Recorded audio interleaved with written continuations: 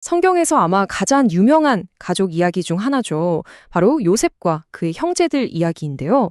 우리 모두가 잘 안다고 생각하는 이 이야기의 진짜 영웅이 어쩌면 우리가 전혀 예상하지 못했던 바로 그 사람이었다면 어떨까요? 자, 이 질문을 한번 마음에 품고 시작해 보겠습니다.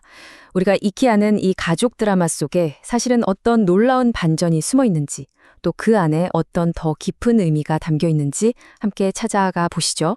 이야기의 시작은요, 정말 극심한 절망의 한가운데입니다. 가나안 땅에 끔찍한 기근이 닥쳤어요. 야곱의 대가족 전체가 지금 굶어 죽을 위기에 처한 그야말로 절체절명의 상황인 거죠. 상황이 정말 긴박하게 돌아가고 있습니다. 지금 당장 곡식을 구하지 못하면 온 가족이 굶어 죽을 판인데 아버지는 과거에 가장 사랑했던 아들 요셉을 잃었던 그 깊은 트라우마 때문에 마지막 남은 희망인 막내 아들 베냐민을 차마 내어주질 못하고 있는 거예요. 완전 교착 상태에 빠진 거죠. 이걸 과연 어떻게 해결할 수 있을까요? 바로 이때 정말 누구도 예상치 못했던 한 인물이 앞으로 나섭니다. 바로 넷째 아들 유다예요. 참 아이러니하죠? 과거에 이 모든 비극의 씨앗을 뿌렸던 장본인이 이제 이 절망적인 상황을 타개할 유일한 열쇠를 쥐게 된 겁니다. 와, 이 변화를 좀 보세요. 정말 놀랍지 않나요? 과거에 그는 자기 동생을 은화 수문잎에 팔아버리자고 앞장섰고 아버지의 가슴에 대못을 박았던 그런 비정한 인물이었습니다. 그런데 지금의 그는 완전히 달라졌어요. 가족의 운명을 자기 어깨에 짊어지고 동생을 위해서라면 자기 목숨까지 내놓을 준비가 된 진짜 지도자로 서 있는 겁니다. 도대체 그에게 무슨 일이 있었던 걸까요? 유다의 이 자기 희생적인 약속, 이 절절한 호소가 마침내 아버지 야곱의 굳게 닫혔던 마음을 움직입니다. 내가 아들을 잃으면 이르리로다. 야곱이 이렇게 읊조리면서 마침내 베냐민을 이집트로 보내는 그 고통스러운 결단을 내리게 되죠. 유다의 책임감 있는 그 한마디가 꽉 막혀있던 가족의 운명을 다시 흐르게 만든 순간이었습니다. 자, 이제 무대는 이집트로 옮겨집니다. 형제들은 그곳에서 아주 강력한 총리의 마지막 시험에 직면하게 되는데요. 여러분도 아시다시피 그 총리는 바로 그들이 오래전에 죽은 줄로만 알았던 동생 요셉이었죠. 바로 이 장면이 이 이야기의 진짜 클라이맥스입니다. 과거에 자기 동생을 팔아넘겼던 바로 그 형이 이제 다른 동생을 살리기 위해 스스로 노예가 되겠다고 나서는 그 모습을 본 거예요. 요셉은 더 이상 자신의 감정을 숨길 수가 없었습니다. 수십 년 동안 굳게 닫혀있던 요셉의 마음의 문을 연 건 권력도 눈물도 아니었어요. 바로 한 사람의 진정한 변화, 그 자체였습니다. 요셉은 복수 대신에 정말 놀라운 관점을 제시합니다.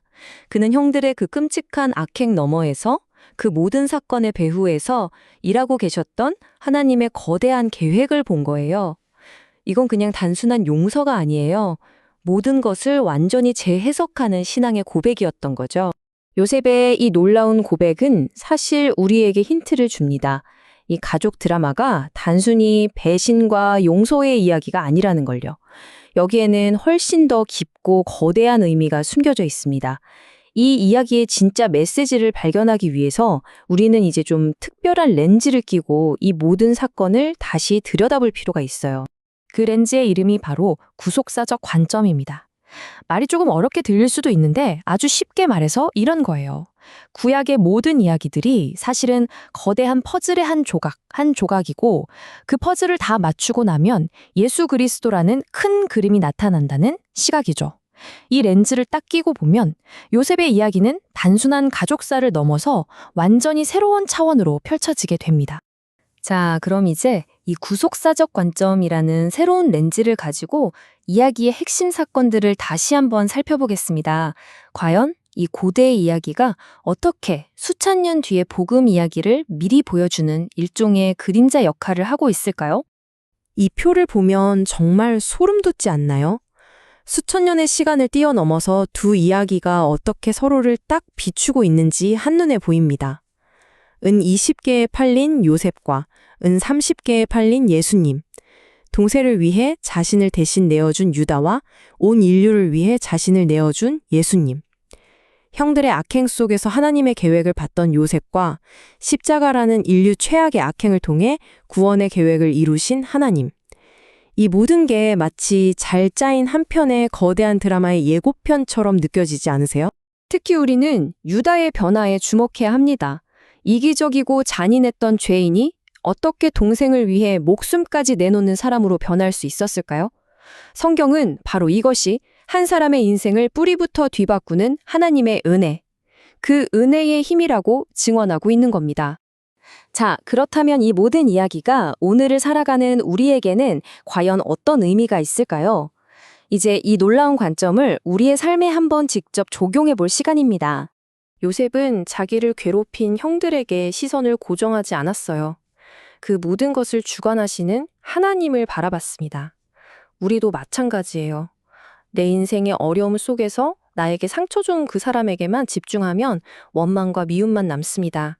하지만 요셉처럼 그 너머에 있는 하나님의 손길을 신뢰하기 시작할 때 비로소 우리는 용서하고 자유로워질 수 있는 거죠.